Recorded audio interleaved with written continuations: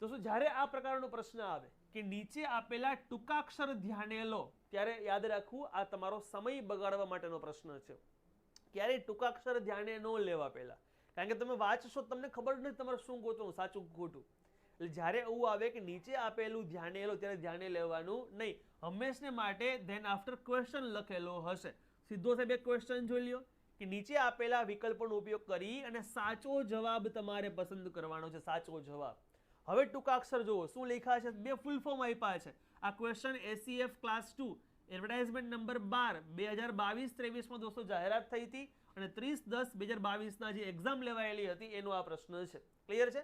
પહેલો ઓપ્શન છે ઇન્કોસ્પાર, એટલે કે Indian National Committee for Space Research, સાચું છે. ચાલો number 2 Thumba equatorial rocket launching site, Thumba equatorial rocket launching site આ પણ સાચું છે.